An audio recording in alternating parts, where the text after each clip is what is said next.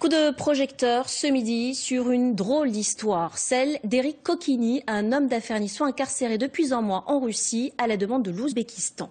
Le pays a réclamé son extradition, chose que le Niçois ignorait, et la Cour de Moscou devrait statuer aujourd'hui sur cette demande. Éric Kokini est accusé de crimes économiques mais clame son innocence. Un comité de soutien s'est organisé pour obtenir sa libération, mais l'homme d'affaires se sent abandonné par la France. Bernard Persia et Didier Beaumont.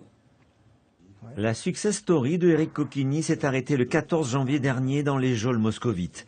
Le Niçois avait reçu en février 2011 le titre de chevalier de l'Ordre national du mérite pour son rôle majeur dans la coopération économique entre la France et l'Ouzbékistan, où il a notamment fait implanter de nombreuses entreprises hexagonales. Le pays d'Asie centrale réclame aujourd'hui son extradition et l'accuse de crimes économiques. Complot politique, répondent ses avocats. Mais avant de juger le fond, c'est l'extradition de leurs clients qui les obsède. Si la Fédération de Russie extrade Éric Kokini vers l'Ouzbékistan, nous le perdons. Il sort des écrans radars. Il sort des écrans radars et nous avons des raisons très sérieuses de craindre le pire pour sa sécurité et pour sa vie.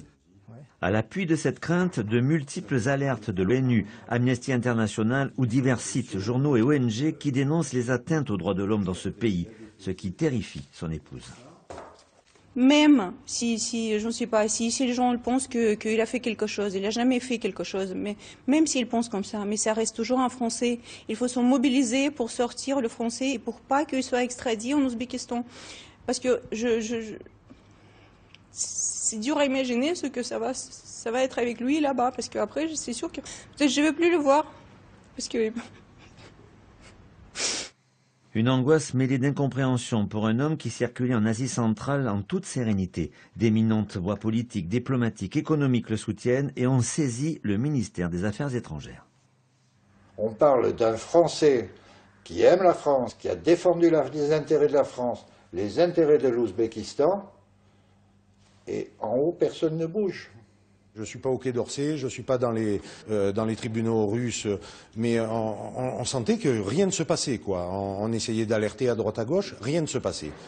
Les autorités consulaires à Moscou nous ont fait savoir qu'elles veillaient au bon traitement carcéral du Niçois.